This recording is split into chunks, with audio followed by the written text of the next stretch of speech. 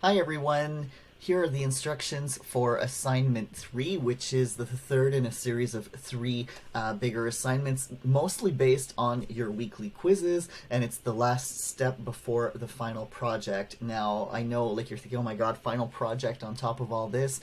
All of this is designed to lead you to that last thing. So in that last thing, you'll actually have the opportunity to go back into these first three assignments and pull some things out and base your work on there. So I'm trying to kind of make this kind of one long chain of things from the weekly quizzes to these bigger assignments to that last project. So don't panic too much. It should be manageable, of course, depending on your own individual circumstances. So here already I'm finding a mistake. So there's three goals here. So the first two are kind of identical to previous assignments in terms of goals. The work is going to be a bit different, but in terms of the goals, so that opportunity to review your own responses to the weekly quizzes and learn from them, and also to learn a bit about anthropological research in more depth.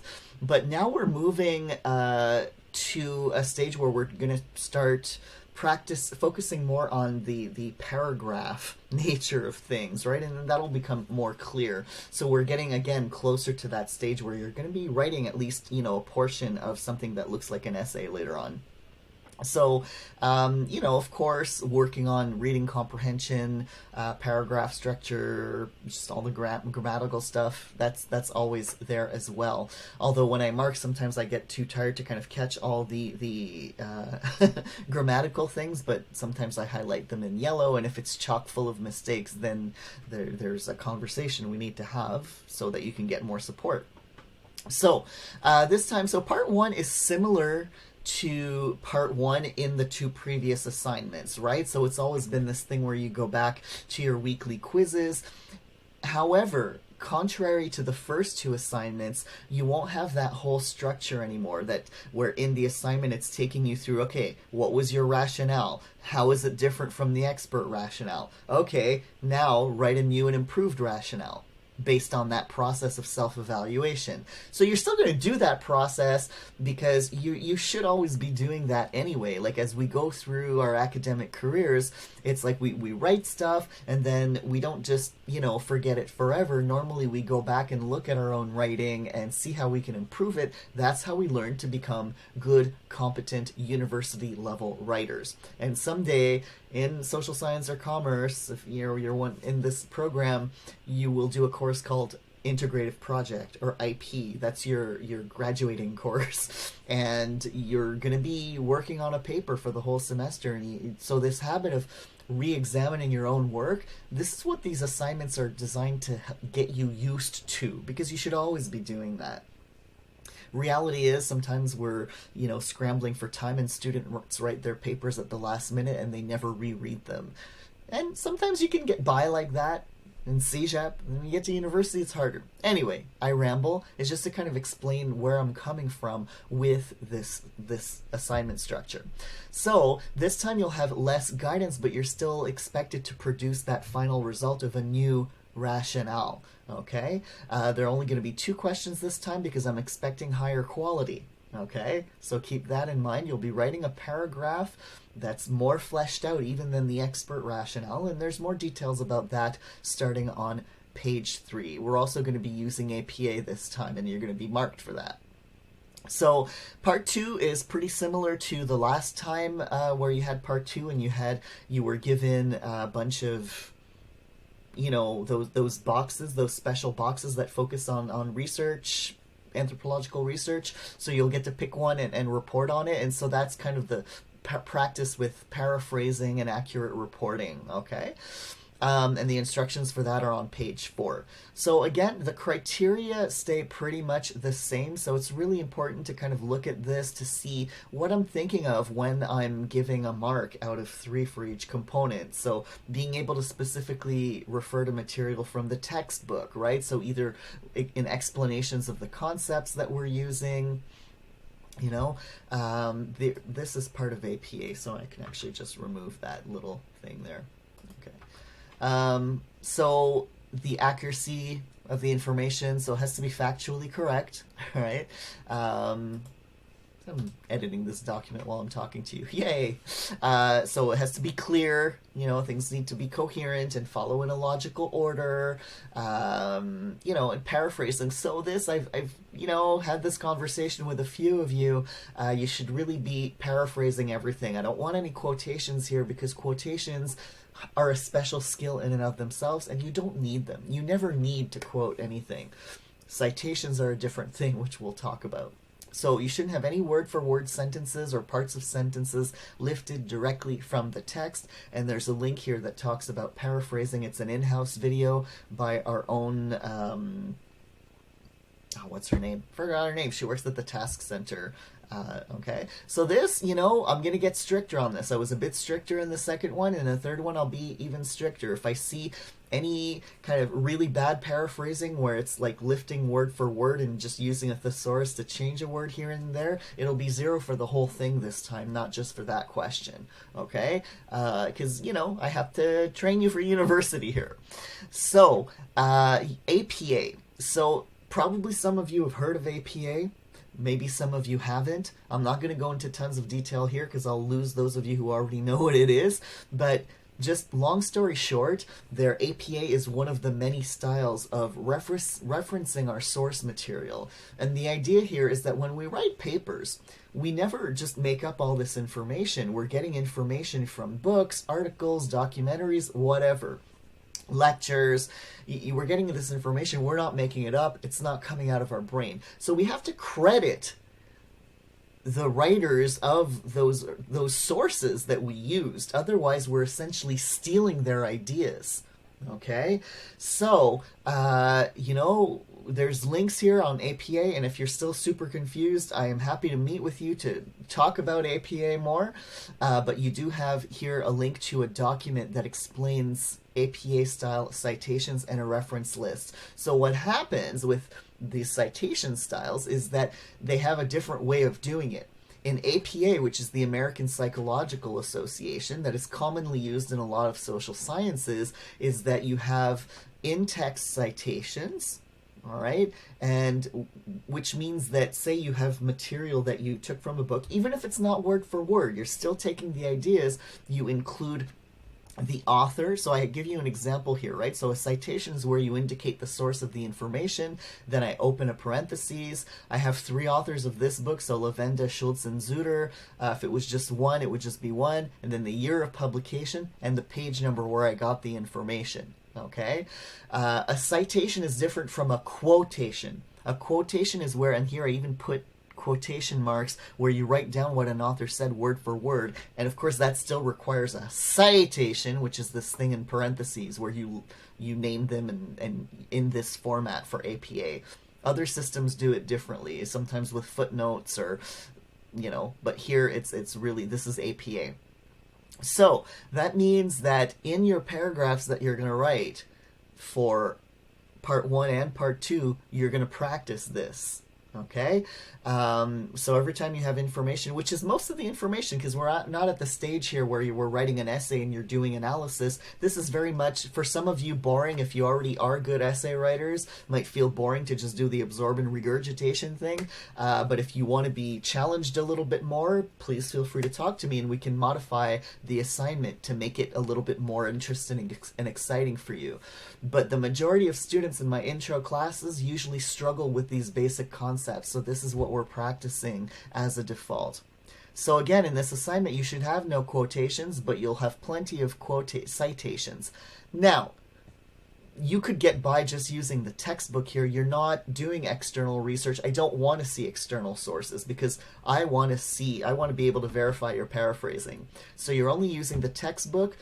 Perhaps, if you like, you can use the class PowerPoints and videos, but those are optional. The textbook is mandatory.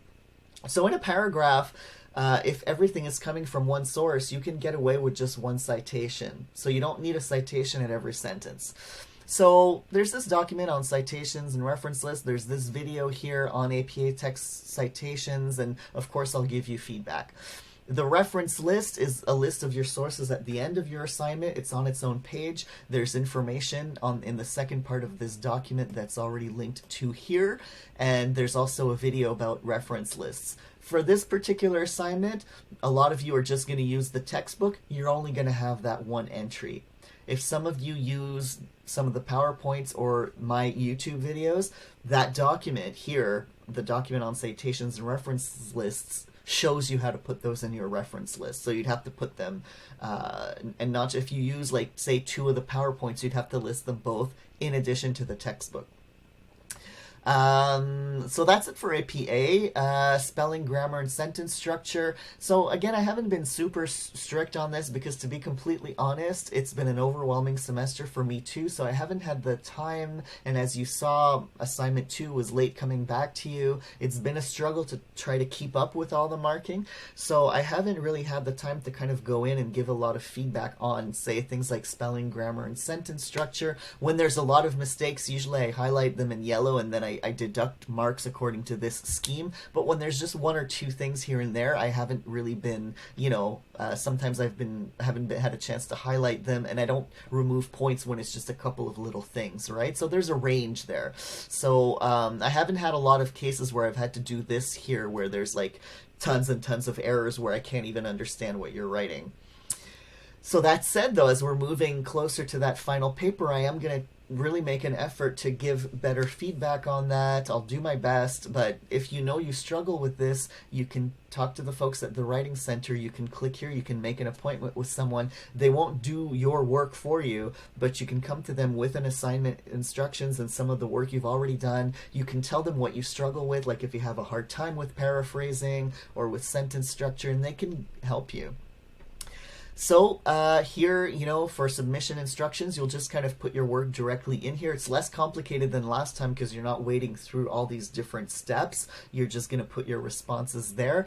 You can remove all these instructions. I don't need to see them. I already have them. And just upload it. You know the drill by now. Go back to Leah Simonson Dropbox and just stick it in there. As usual, late penalty 2% per day. I actually wasn't strict on assignment 2 because I'm like, I was late, so I didn't really penalize people unless they were very, very late. Extensions, give me a 24-hour notice and we'll see what we can do. All right, so part 1. What are you doing for part 1? So here we're back to 2 questions only. So assignment 1, you had 2, right? We were starting kind of a bit softer, but part 2 was bigger that time too. And assignment 2, then part 1 was bigger. You had 4, 1 from each week. Here we're going back to just 2, but I am going to be pickier about the quality, all right? Because here you're going beyond trying to aspire to the expert rationale. You're trying to create a good, solid rationale that you could put in an essay, right? So here are just the same instructions in case you've forgotten them of how to get back into a specific quiz from My Daylight. So here we're dealing with weeks 9, 10, 11, and 12. So pick 2 questions of your choice from 2 different weeks, but it can be any of those weeks.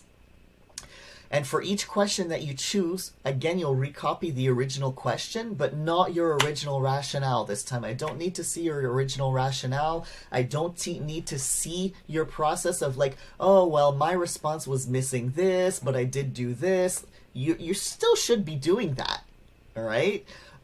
But I don't need to see it. It's behind the scenes, right? Just like when you work towards an essay, there's a bunch of behind-the-scenes work that we're not seeing. And what you're going to do for each question that you choose is write a 50 to 100 word paragraph. You can vary a little bit there. In response as a new rationale. So again, you're going through the same steps as you did for the 2 previous assignments, but it can be in your head, it can be on another paper if you're the type who likes to write things out. You're comparing, you're thinking about how you can improve yours, and then improve it. So keep in mind, because sometimes I would see people write, oh yeah, mine didn't have as much detail, or mine wasn't as clear, but then some students would just rewrite something similar and not add the clarity and detail. So it's not enough to acknowledge that there was a problem with your original. The idea is to improve it, all right? And here we're going to be more picky too about using anthropological concepts and showing what they mean. And you can observe in the expert rationale that happens a lot, right? It's like, so anthropologists talk about this, blah, blah, blah, which refers to blah, blah, blah. Especially if we're talking about one of those true or false statements that have two concepts in them that are being compared, like this means the same thing as that. Well, if you're saying no, that's false, well, okay, what do those mean and how are they different? And there can be overlap sometimes. I think a classic example was the whole archaeology versus paleoanthropology, where, yeah, they had a different focus, but then it was pointed out in the expert rationale that they do have some overlap, right? So think about that. You're pretending that you're writing this for somebody who's never heard of this before. Think about paragraph structure. So here, again, we're moving away from just the expert responses that are in my daylight are just to give you a sampling of the kinds of things that ideally you would talk about. But here you want to develop a nice paragraph that you can imagine would fit well in a paper. So you have your topic sentence, right? Remember those from English courses, that first sentence of a paragraph that kind of gives the main idea of that paragraph. And then all the other sentences support that topic sentence. All right.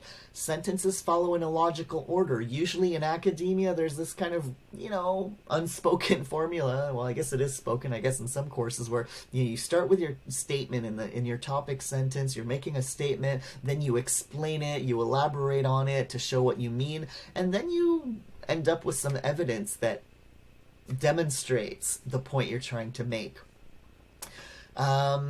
So you do that, and then once you've done it, before you start writing, go back to the instructions on pages 1 and 2, especially those about APA, so in terms of technical criteria. And then here, I didn't give you a lot of space, but obviously it's a Word document. It will expand as you type. So here, all I ask, so question 1, your first chosen question, just copy paste it here, and then here's your paragraph. And so the paragraph is worth 5 points based on the criteria from here and from pages 1 and 2. Okay? Quality, clarity, use of anthropological concepts, paragraph structure, use of APA, all this stuff. And then you start over for a second question. And that's it for part 1. Okay? So there's just 2, but we're looking for better quality. Part 2 is the same thing as last time. You're given a list of case studies. They're from our current chapters that we've been looking at. A lot of, language, there's family stuff, marriage, economic stuff. The chapter on gender didn't have a lot of these case studies, so there's less on that. So then, based on the reading you choose here, again, write a 150 to 200 word paragraph that responds to these questions. Again, same thing as last time. What's the text trying to prove or explain, and how do the authors support their point? What kind of research did they do? What did they find out? If it's not about a specific research project, not all of them are. It could be like, what are the main arguments or explanations that they give, right? People did pretty well on this last time. A lot of you liked the menopause one. It was interesting. And again, look back at instructions on page 101, 1 and 2, I should say, including those on APA. So the criteria here are similar to part 1 in terms of the quality and accuracy and things like that. And that's it. And that's worth 5 points as well. So you have 3 paragraphs to write, worth 5 points each. TLDR. And that's pretty much it. As always, if you have any questions on this, please don't be shy to let me know.